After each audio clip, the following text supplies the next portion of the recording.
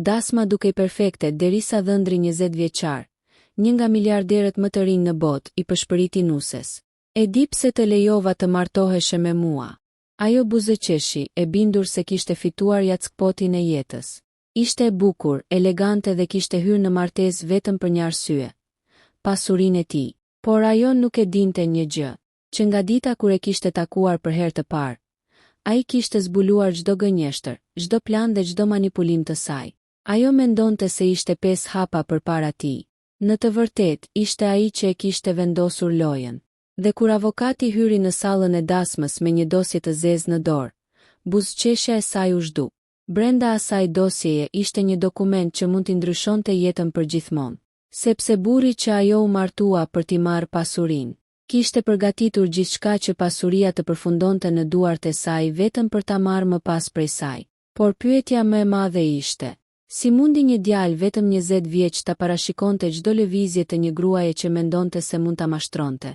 Historia sapo kishte filluar. Dasma ishte madhështore. Qindra të ftuar kishin mbushur sallën më luksoze të qytetit. Kristalet shkëlqenin në dritat e arta, orkestrat luanin muzikë romantike dhe kamerat e fotografëve nuk pushonin. Në qendër të gjithë vëmendjes ishin 2 njerëz.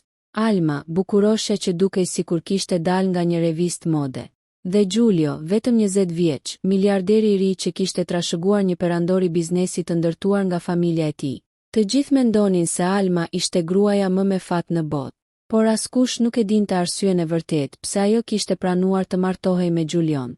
Ajo nuk ishte dashuruar me të. Ajo ishte dashuruar me pasurinë e tij. Dhe sonte, Alma mendonte se kishte fituar lojën më të madhe të jetës së saj. Por ajo nuk e dinte se Giulio kishte zbuluar gjithçka. Madje, ai kishte qenë 5 hapa përpara saj. Dhe ajo që do të ndodhte pas martesës do ta kthente jetën e Almës në një makt. 3 orë para ceremonisë, Alma qëndronte përpara pasqyrës. Fustani i bardhë i përshtatej në mënyrë perfekte. Flokët e saj të gjatë ishin rregulluar me kujdes, ndërsa një varse diamanti shkëlqente në qafë. Stilistja e shikoi përmes pasqyrës. Je e mrekullueshme. Alma buzëqeshi. Duhet të jem. Je e emocionuar. Alma heshti për disa sekonda. Pastaj tha: shumë. Por nuk ishte emocion. Ishte padurim. Ajo pa telefonin mbi tavolinë. Një mesazh kishte ardhur. Gjithçka është gati. Pas martesës, duhet vetëm të presësh. Alma e lexoi 2 herë. Pastaj e fshiu. Ajo nuk donte të linte asnjë gjurmë. Prej muajsh kishte ndërtuar me kujdes planin e saj.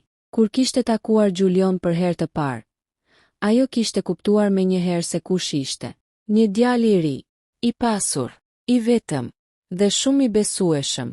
Në fillim, Alma nuk i kishte treguar asnjë interes për paratë. Ajo madje kishte refuzuar dhuratat e tij. Kur Giulio e kishte ftuar në një restorant të shtrenjtë, ajo kishte thënë: nuk më intereson sa kushton darka, më intereson personi që kam përballë. Giulio kishte buzëqeshur, dhe Alma kishte kuptuar se kishte bërë lëvizjen e duhur. Ajo e kishte bërë të besonte se ishte ndryshe nga gratë e tjera. E kishte dëgjuar, e kishte mbështetur, i kishte treguar histori të trishta për fëmijërinë e saj. I kishte thënë se kishte pasur një jetë të vështirë, dhe Giulio ishte afruar gjithnjë më shumë. Por Alma kishte bërë diçka tjetër. Ajo kishte filluar të pyeste në mënyrë të zgjuar për biznesin e tij. Jo drejt për drejt, gjithmonë përmes pyetjeve të pafajshme. Si funksionon kompania e familjes? Babai yt ta ka lënë ty gjithë këtë. Po nëse një ditë martohesh, gruaja jote do të ketë ndonjë të drejtë. Këto pyetje dukeshin si kuriozitet, por nuk ishin. Alma po mblidhte informacion, dhe informacioni i saj ishte i vlefshëm. Ajo kishte zbuluar se Giulio zotëronte prona, kompani dhe investime në disa vende. Por kishte edhe diçka tjetër. Giulio nuk kishte nënshkruar marrëveshje paramartesore. Kjo ishte pika që Alma kishte pritur. Ajo kishte konsultuar fshehurazi një avokat, dhe plani ishte i thjeshtë. Martesa, pastaj kontrolli gradual, pastaj divorci, dhe në fund një pjesë e pasurisë së Giulios. Ajo nuk kërkonte vetëm para.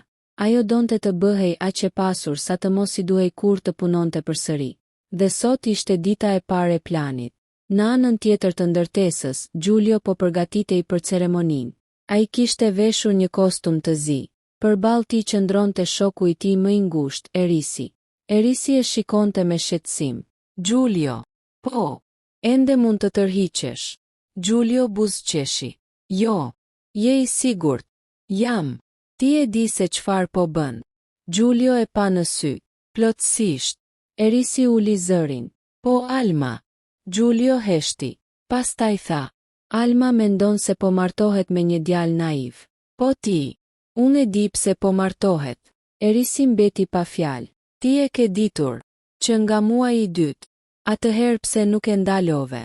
Giulio buzëqeshi. Sepse dua të di deri ku do të shkoj. Erisi e pa me habi. Ti po luan me zjarrin. Giulio rregulloi manshetat. Jo. Pastaj pa orën. Unë thjesht po e lë zjarrin të mendoj se po më djeg. Muzika filloi. Dyert e sallës u hapën. Alma hyri. Të gjithë u kthyen. Ajo ecte drejt altarit me një buzëqeshje perfekte. Giulio e priste. Kur sytë e tyre u takuan, Alma mendoi. Edhe pak dhe gjithçka do të ishte e saj. Giulio ndërkohë mendoi. Filloi. Ceremonia vazhdoi. Betimet, unazat, fotografitë. Dhe më në fund prifti tha. Ju shpall burrë e grua. Të gjithë duart trokitën. Alma e puthi Giulion. Ajo buzëqeshi para kamerave. Por në mendjen e saj nuk kishte dashuri. Kishte vetëm një plan. Pasuria, shtëpit, makinat, aksionet, llogarit, gjithçka. Ajo mendonte se kishte hyrë në familjen më të pasur të qytetit. Por nuk e dinte se Giulio kishte përgatitur një surprizë. Pas ceremonisë, të ftuarit vazhduan festën. Alma po përshëndeste njerëzit kur një kamerier ju afrua. Zonja Alma. Po. Zoti Giulio ju kërkon në zyrën private. Alma buzëqeshi. Më në fund. Ajo ndoqi kamerierin. Kur hyri në zyrë, Giulio ishte duke qëndruar pranë dritares. Ai nuk u kthye menjëherë. Alma mbylli derën. Doje të më flisje. Po. Giulio u kthye. Ulu. Alma u ul. Çfarë ka? Giulio mori një dosje të zezë. Alma e pa. Çfarë është? Diçka për ty. Ai ja dha. Alma e hapi. Faqja e parë ishte një dokument financiar. Faqja e dytë kishte disa emra. Faqja e tretë kishte fotografi. Alma ngriti vetullat. Çfarë janë këto? Lexoji. Ajo vazhdoi. Në një nga fotografitë ishte vetë Alma, duke hyrë në zyrën e një avokati. Një tjetër fotografi tregonte një takim të saj me një burr në një kafene. Pastaj një dokument, pagesa, telefonata, data, takime, gjithçka. Fytyra e Almës u zbe. Ajo ngriti kokën. Ku i gjete këto? Giulio nuk u përgjigj. Giulio, vazhdo. Ajo ktheu faqen. Dhe aty ishte një kopje e mesazhit që kishte marrë pak orë më parë. Gjithçka është gati. Pas martesës, duhet vetëm të presësh. Alma u ngrit menjëherë. Ti më ke kontrolluar. Giulio buzëqeshi. Jo. Atëherë si e ke këtë? Sepse ti nuk ja aq e zgjuar sa mendon. Alma u afrua. Çfarë kërkon? Ende asgjë. Atëherë pse po më tregon? Giulio u afrua ngadalë. Sepse dua të jap një mundësi. Çfarë mundësie? Ta ndalosh këtu. Alma qeshi me nervozizëm. Ti mendon se mund të më friksosh? Jo. Giulio vendosi duart mbi tavolinë. Unë nuk dua të friksoj. Pastaj buzëqeshi. Unë dua të lë të vazhdosh. Alma e pa e hutuar. Çfarë? Vazhdo planin tënd. Çfarë plani? Giulio mori dosjen. Planin për të marrë pasurinë time. Heshtje. Alma nuk mund të fliste. Giulio vazhdoi. Ti ke menduar se je 5 hapa përpara meje. Ai hapi derën e zyrës. Por problemi yt është se nuk e ke kuptuar ende se loja ka filluar shumë kohë më parë. Alma mbeti e ngrirë. Giulio doli. Dera u mbyll. Ajo qëndroi vetëm në dhomë. Për herë të parë, Alma ndjeu diçka që nuk e kishte ndier prej shumë vitesh. Frikë. Por ajo ende nuk e dinte të vërtetën më të madhe. Dosja që Giulio i kishte dhënë ishte vetëm një pjesë e vogël e planit, sepse ndërkohë që Alma kishte menduar se po martohej për të marrë pasurinë e tij, Giulio kishte nisur një proces që do ta kthente pasurinë e saj kundër saj. Dhe pas disa javësh, Alma do të kuptonte se kishte bërë gabimin më të madh të jetës. Ajo nuk ishte martuar me një miliarder naiv. Ishte martuar me njeriun e vetëm që kishte arritur ta lexonte çdo lëvizje të saj. Dhe loja sapo kishte filluar. Të nesërmen në mëngjes, Alma u zgjua shumë herët. Për disa sekonda nuk e kuptoi ku ndodhej. Pastaj pa tavanin e dhomës së madhe, perdet e rënda dhe mobiljet luksoze. Ishte në vilën e Giulios. Vila e burrit me të cilin ishte martuar vetëm një natë më parë. Duhej të ishte e lumtur. Duhej të ndihej fituese. Por mendimi i parë që i erdhi ishte dosja. Fotografitë, mesazhet, takimet, dhe mbi të gjitha fjalia e Giulios. Vazhdo planin tënd. Alma u ul në shtrat. Ajo kishte fjetur vetëm disa orë. Mori telefonin. Asnjë mesazh nga Giulio. Asnjë telefonat. Asgjë. Ajo doli nga dhoma dhe zbriti shkallët. Në korridor pa një shërbëtor. Ku është Giulio? Zoti Giulio është larguar herët. Ku? Zoti nuk më ka treguar. Alma u nervozua. Kur kthehet? Nuk e di, zonjë. Ajo eci drejt kuzhinës. Në tavolinë ishte mëngjesi i përgatitur. Kafe, fruta, buke e freskët, dhe një zarf i bardhë. Emri i saj ishte shkruar sipër. Alma. Ajo e mori. Për disa sekonda hezitoi. Pastaj e hapi. Brenda ishte vetëm një cop letër. Shpresoj të kesh fjetur mirë. Sot do të kuptosh se sa pak njeh burrin tënd. Alma e grisi letrën. Idiot, murmuri. Por nuk e dinte se letra ishte vetëm fillimi. Në orën 9, Alma telefonoi avokatin e saj. Duhet të takohemi. Ka ndodhur diçka. Po. Me Giulion. Po. Avokati heshti. Çfarë ka ndodhur? Na ka zbuluar. Çfarë? Planin. Heshtje. Je e sigurt? Kam parë dokumentet. Çfarë dokumentesh? Fotografi. Mesazhe. Pagesa. Gjithçka. Avokati mori frymthell.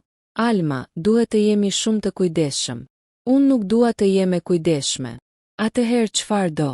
Ta vazhdojmë. Por nëse ai e di, ai mund të mendojë se di gjithçka. Alma buzëqeshi. Por askush nuk di gjithçka. Ajo mbylli telefonin. Nuk kishte ndërmend të dorëzohej. Në mendjen e saj, Giulio ishte ende vetëm një djalë 20 vjeçar. Po, ai kishte zbuluar disa gjëra. Por ajo mendonte se kjo ishte e pamjaftueshme. Ajo kishte ende një plan tjetër. Një plan që nuk ja kishte treguar askujt. As avokatit, as njerëzve që e ndihmonin, as Giulios. Alma kishte ndërmend të fitonte kontrollin e kompanisë kryesore të familjes. Nëse arrinte të merrte disa aksione dhe të fitonte besimin e bordit, Giulio do të kishte shumë më pak kontroll. Dhe pastaj divorci do të ishte vetëm formalitet. Ajo do të largohej me miliona, ndoshta qindra miliona, por për ta bërë këtë, duhej të hynte në zemër të kompanisë. Dhe kjo ishte pikërisht ajo që Giulio priste. Në orën 10:30, Alma mbërriti në selinë e kompanisë.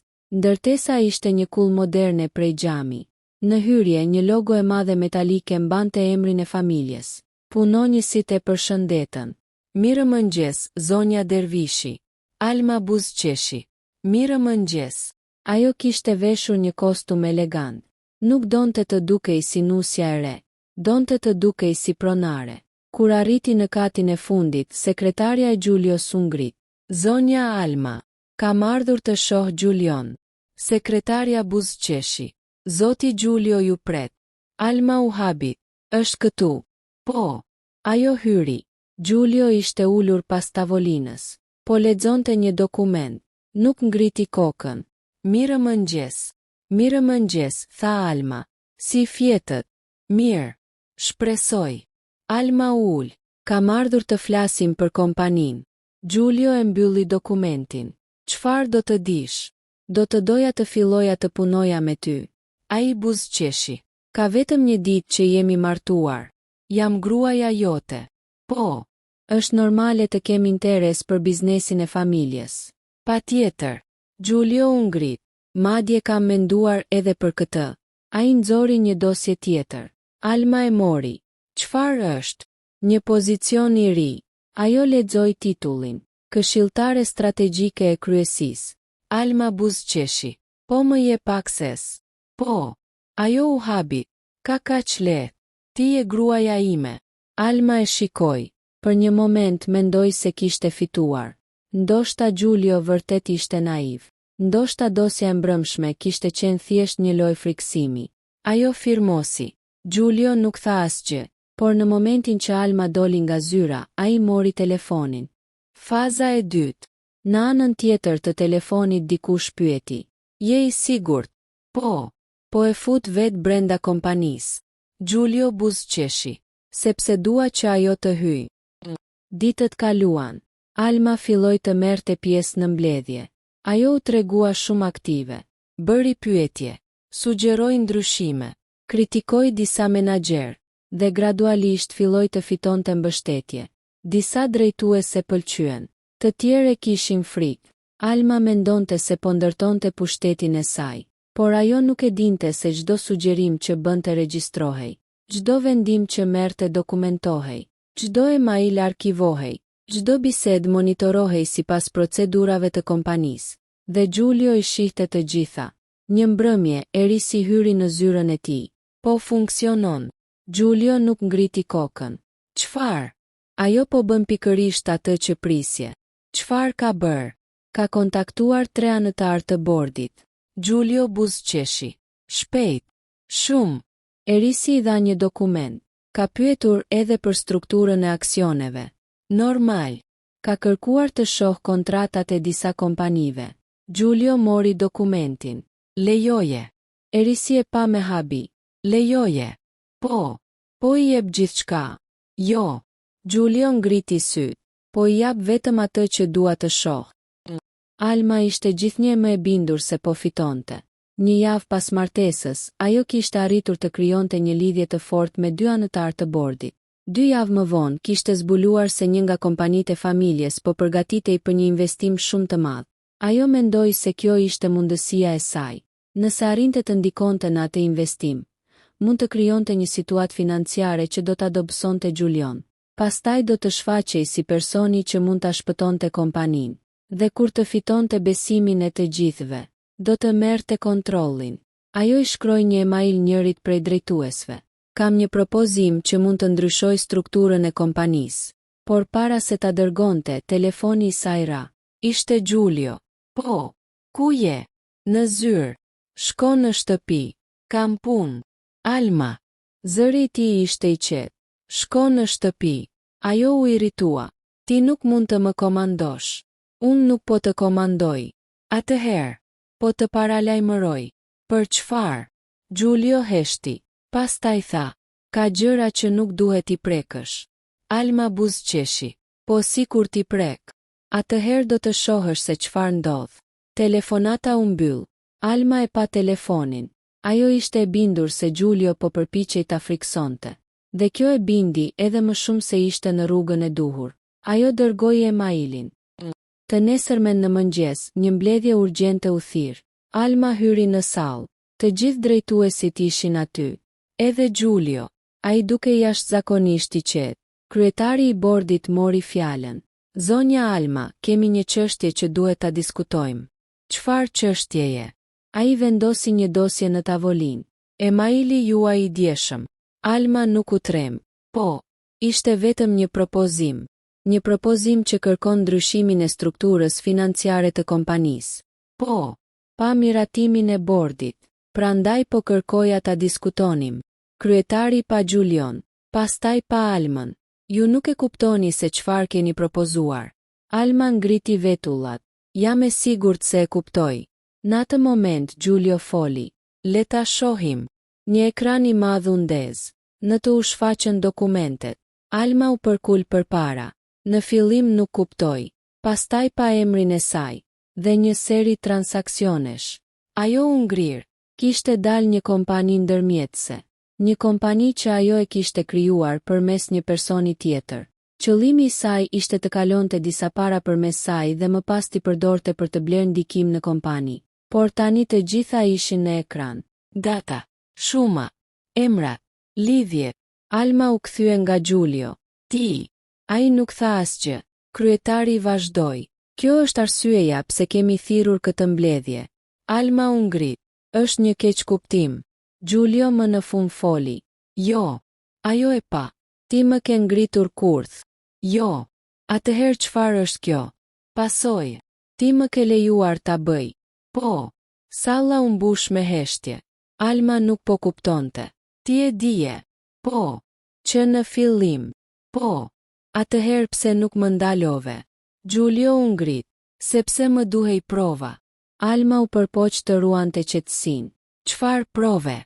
Giulio mori një dosje. Prova që nuk ishe këtu për martesë. Ajo nuk foli. Prova që nuk ishe këtu për mua. Heshtje. Ishe këtu për pasurinë. Alma shtrëngoi duart. Ti nuk e të drejtë. Kam. Giulio e ndërpreu. Sepse ti nuk e kuptove një gjë. Ai u afrua. Pasuria ime nuk është ajo që mendon. Alma u habi. Çfarë do të thuash? Giulio buzëqeshi. Ti ke studiuar kompanitë e mia. Po. Ke studiuar llogarit. Po. Ke studiuar pronat. Po. Por nuk ke studiuar borxhet. Alma u ngrir. Çfarë borxhesh? Giulio vendosi një dokument mbi tavolinë. Shiko. Ajo e mori. Faqja e parë tregonte detyrime financiare. Faqja e dytë tregonte kredi. Faqja e tretë tregonte kontrata. Alma filloi të kuptonte. Ti nuk je. Giulio buzëqeshi. Po. Jam miliarder. Ajo mori frym. Por jo në mënyrën që mendon. Ai vazhdoi. Pasuria që ke parë është vetëm një pjesë e strukturës. Alma shikonte dokumentet. Për herë të parë, ajo nuk dinte çfarë të thoshte. Giulio ul. Ti ke menduar se martesa me mua do të sillte pasuri. Ai ngriti syt. Por ti nuk e ke kuptuar se unë nuk po të jap pasurinë time. Alma e pyeti. Atëherë çfarë po bën? Giulio buzëqeshi. Po të lë të humbasësh gjithçka që ke ndërtuar. Alma u largua nga mbledhja, por problemi nuk mbaroi aty. Brenda disa ditësh, njerëzit që ajo kishte menduar se ishin aleatët e saj filluan të largoheshin. Njëri nuk ju përgjigj telefonit. Tjetri tha se nuk donte të përfshihej. Avokati i saj filloi të shmangte telefonatat. Dhe më e keqja, llogaria që Alma kishte përdorur për disa transaksione u bllokua përkohësisht. Ajo telefonoi bankën. Çfarë po ndodh? Zonjë, duhet të paraqiteni personalisht. Po pse? Ka një verifikim të detajuar. Unë jam bashkëshortja e Giulio Dervishit. Na vjen keq, zonjë. Kjo nuk ndryshon procedurën. Alma mbylli telefonin. Ajo ul në divan. Për herë të parë, e ndjeu se toka po i largohej nën këmbë. Por ende kishte një kartë të fundit. Një kartë që askush nuk e dinte. As Giulio. Të paktën kështu mendonte. Ajo mori telefonin dhe telefonoi një burr. Duhet të takohemi. Kur? Sonte. Je e sigurt? Po. Po Giulio. Alma shikoi drejt derës. Giulio nuk do të na ndaloj. Por në korridor pas derës dikush po qëndronte. Dhe ai person dëgjoi çdo fjalë. Ishte Giulio. Ai nuk hyri, nuk bërtiti, nuk e ndaloi. Vetëm buzëqeshi. Sepse pikërisht atë telefonat kishte pritur. Ai nxori telefonin dhe dërgoi një mesazh. Ajo po shkonte faza e tretë. Përgjigjja erdhi pas pak sekondash. Atëherë le ta bëj. Giulio futi telefonin në xhep. Ai e dinte se tani loja po bëhej shumë më rrezikshme. Sepse Alma nuk po luftonte më për pasurinë. Ajo po luftonte për të mbijetuar. Dhe kur një njeri humb gjithçka, ai mund të bëjë gjëra që nuk do t'i kishte imagjinuar kurrë. Giulio u kthye dhe u largua, ndërsa Alma, brenda dhomës, po përgatitej të takohej me njeriun që mund të ndryshonte gjithçka. Por ajo nuk e dinte se Giulio e kishte planifikuar edhe atë takim.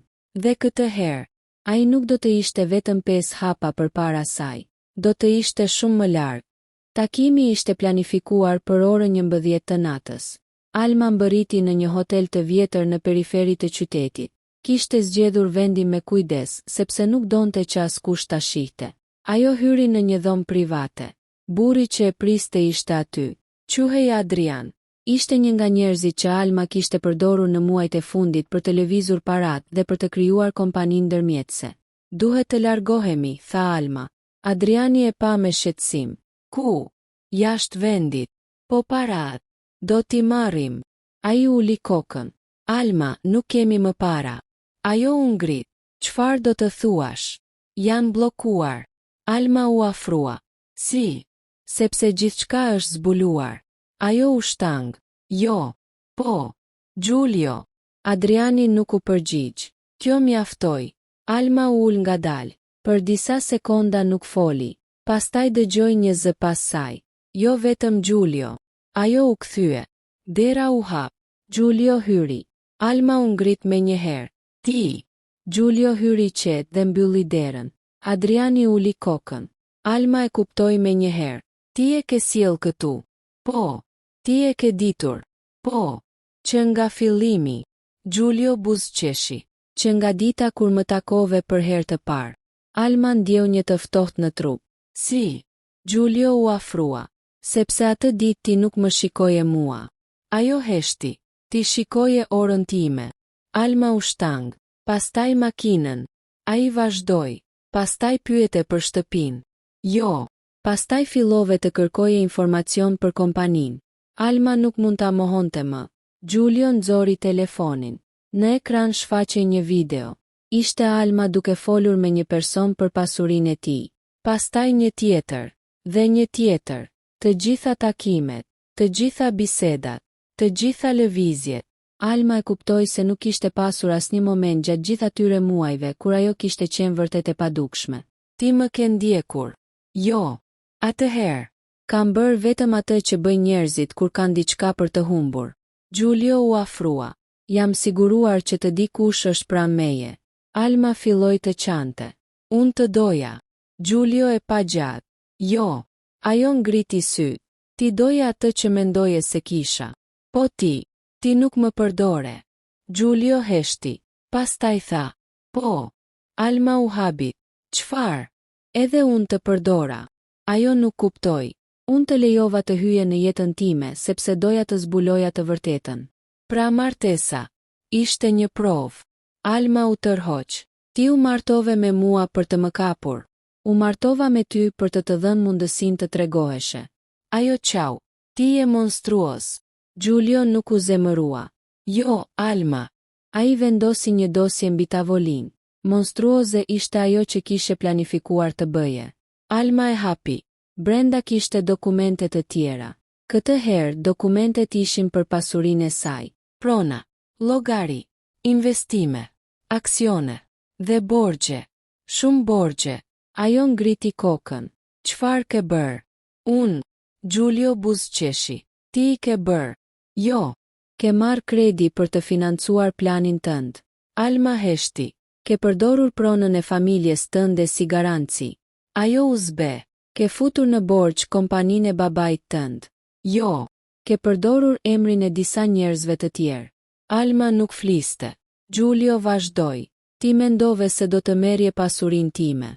Ai mori frymthell, por ndërsa ti po përpiqeshe të më merrje atë që kisha, po humbisja atë që kishe vet. Alma u ul. Tani e kuptoi. Giulio nuk kishte pasur nevojë t'ia merrte pasurinë. Ajo kishte rrezikuar vetë gjithçka për të arritur tek pasuria e tij. Por kishte edhe një surprizë tjetër. Giulio nxori një dokument. Ky është divorci. Alma e pa. Ti po divorcohesh? Po. Pas vetëm pak javësh? Po. Ajo filloi të dridhej. Po pasuria. Pasuria ime mbetet e imja. Por martesa. Martesa nuk të dha atë që kërkoje. Ai vendosi dokumentin para saj. Sepse shumica e pasurisë që ti mendove se do të merrje ishte krijuar përpara martesës dhe ishte strukturuar ligjërisht në mënyrë të veçantë. Alma e shikoi. Pra gjithë kjo ishte një iluzion. Giulio u afrua. Ti nuk u martove me një djalë të pasur. Ai buzëqeshi. U martove me një djalë që dinte saktësisht se çfarë po bënte. Disa muaj më vonë divorci u finalizua. Alma humbi atë që kishte shpresuar të fitonte. Por humbja më e madhe ishte tjetër. Emri i saj ishte bërë i njohur në të gjithë qytetin. Jo si gruaja që u martua me një miliarder, por si gruaja që u përpoq të mashtronte një miliarder dhe përfundoi duke humbur gjithçka. Ajo u largua nga vila, pa makina luksoze, pa festa, pa fotograf, pa njerëzit që dikur e rrethonin. Në ditën e fundit, ajo qëndroi përballë portës së madhe. Për një moment pa mbrapa, Giulio ishte në balkon. Ajo e pa. Giulio. Ai zbriti. Alma qëndroi disa metra larg. Kam vetëm një pyetje. Thuaje. Kur e kuptove se çfarë isha? Giulio buzëqeshi lehtë. Që në takimin ton të dytë. Ajo uli kokën. Atëherë pse më kërkove të martohesha me ty? Giulio heshti. Sepse doja të shihja nëse do të ndryshoje. Alma ngriti syt. Dhe, ti nuk ndryshove. Ajo filloi të qante. Po të kisha qenë ndryshe. Giulio e pa me qetësi. Ndoshta historia do të kishte përfunduar ndryshe. Pastaj u kthye. Alma e kuptoi se gjithçka kishte mbaruar. Ajo u largua. Një vit më vonë, Giulio qëndronte në zyrën e tij. Ishte vetëm 21 vjeç, por kishte mësuar një nga mësimet më të rëndësishme të jetës. Paraja nuk e bën njeriu të zgjuar, dhe bukuria nuk e bën njeriu të sinqert. Në tavolinën e tij ishte një fotografi e vjetër e dasmës. Ai e mori, e pa për disa sekonda, pastaj e vendosi përsëri në sirtar. Eri si hyri. Ende e mban. Giulio buzëqeshi. Jo për të. Atëherë për çfarë? Si kujtesë. Për çfarë? Giulio pa nga dritarja. Për të mos nënvlerësuar kur dik vetëm sepse është i ri. Eri si qeshi. Ti ishe 20 vjeç. Po. Dhe ajo mendoi se mund të mashtronte. Giulio buzëqeshi. Ky ishte gabimi i saj. Ai mbylli sirtarin. Por historia e Almës nuk ishte thjesht historia e një gruaje që humbi pasurinë. Ishte historia e një gruaje që mendoi se mund të përdorte dik për të fituar gjithçka. Dhe në fund zbuloi se kishte hyrë në lojën e gabuar me personin e gabuar. Ajo mendonte se ishte 5 hapa përpara, por Giulio kishte qenë gjithmonë më larg. Dhe në fund, ai nuk i mori pasurinë sepse donte të pasurohej. Ai thjesht e la atë të shkatëronte vetë planin e saj. Sepse ndonjëherë hakmarrja më e fortë nuk është i marrësh dikujt gjithçka, është ta lejosh të kuptojë vetë se e ka humbur gjithçka. Dhe kështu përfundoi historia e Almës dhe Giulios. Një martesë që nisi me mashtrim, një lojë që u ndërtua mbi gënjeshtra, dhe një fund ku gruaja që kërkonte pasurinë e miliarderit mbeti pa asgjë, ndërsa Giulio, ai vazhdoi jetën e tij, më i pasur, më i fuqishëm, por mbi të gjitha, shumë më i kujdesshëm se më parë.